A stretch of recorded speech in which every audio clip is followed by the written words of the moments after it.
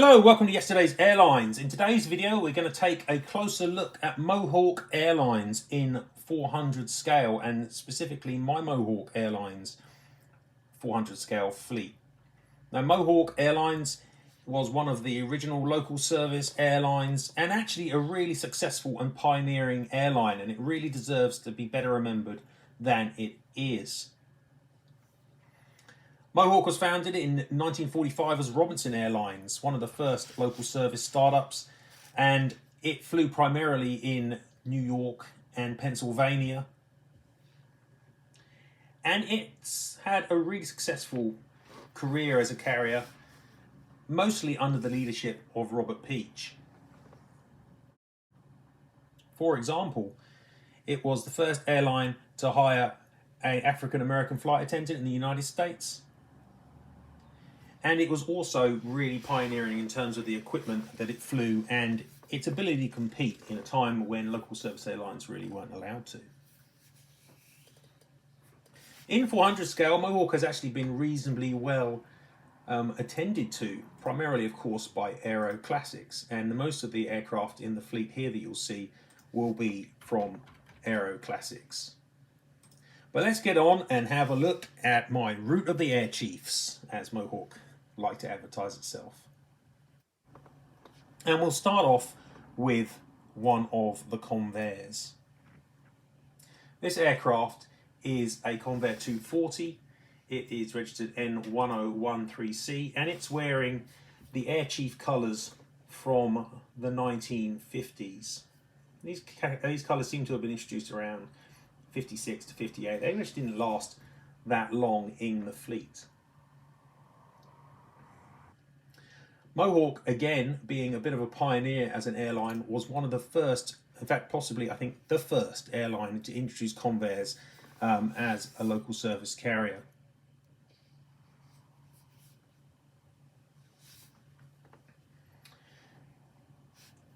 The next aircraft in the fleet is also a Convair 240. This one is registered N91241, and as you can see, this aircraft is not in Mohawk's standard scheme. This is wearing, quite clearly, the colours of Northeast Airlines, just with Mohawk titles applied over the top. In 1958, Mohawk changed its livery. It introduced this beautiful black and gold Air Chief scheme with this lovely black and gold cheek line across the fuselage, golden tiles, and on the tail you've got the Air Chief head, as you would expect from Mohawk. It looks really, really impressive. And this was the year that Mohawk also acquired the Convair 440, and that is the aircraft that you can see here. It is registered N4401. All of these Convairs are Aero Classics releases. Mohawk was also quick to move into props and proper jets. It actually was one of the very first airlines of the local service carriers to operate pure jets, but it did also operate prop jets in the form of the Fairchild FH227, which entered service initially in mid-1966. And here you can see FH227B N7808M. Mohawk was the first of the local service carriers to acquire jet equipment, and it chose the British BAC 111 despite pushback from American manufacturers. The 111 was a major component of the Mohawk fleet through the years.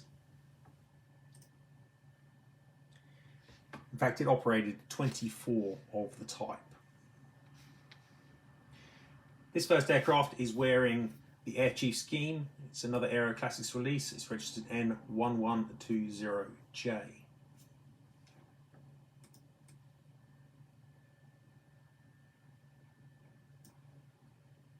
Mohawk had been a really successful local service carrier. It had really expanded its routes. It had begun to compete with some of the trunk airlines on these routes. But towards the end of the 1960s, Mohawk did get itself into some financial trouble. This was partly due to a recession within its home state, but also due to strike action, it did have some labour issues within itself as well. And right towards the end of its career as an airline, it felt the need to look for a buyout partner, and that was agreed with Allegheny in 1972, and the airline ceased to exist in April 1972. Before it did, though, Mohawk had introduced a new livery, and this scheme was called the buckskin. It was a radical departure from the previous Air Chief version of the livery, and in fact the identity that Mohawk and Robinson had had throughout their entire life as an airline. It introduced this new twin orange stripes in the form of an arrow on the tail. The scheme was only ever applied to a trio of 111s and not to any of the other aircraft. And it was an attractive scheme, it looked really good. And the aircraft you can see here wearing the new buckskin scheme is N1135J. So it was a sad end to the history of Mohawk, such a successful local service airline that was effectively forced out of business. And as I remember reading, it actually was back in profit by the time that it was merged into Allegheny. Even more sadly, Bob Peach really was obviously very upset by this takeover and turn of affairs and actually killed himself. Nonetheless, Mohawk is an outstanding representation of a local service airline through the 1960s and 70s. I love the Air Chief persona that the aircraft wore. Really attractive liveries, pioneering use of early jets and the FH227, and a really nice airline that deserves to be better remembered than it probably is.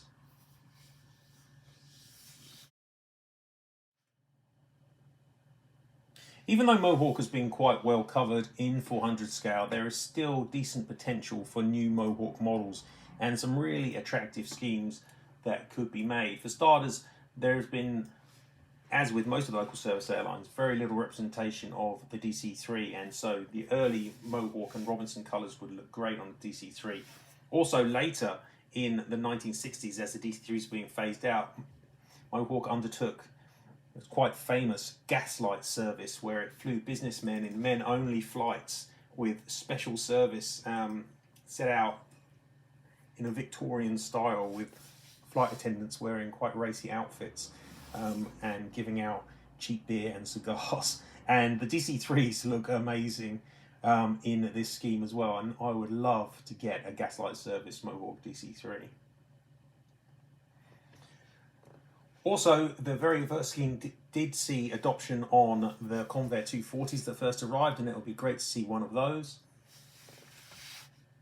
And lastly, if at any point somebody does make a Martin 404, then for a short period in the early 60s, Mohawk also flew the Martin liners, and they look great in the gold and black as well.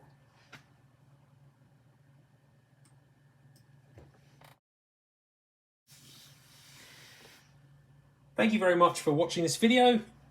Please subscribe to the channel and like the video.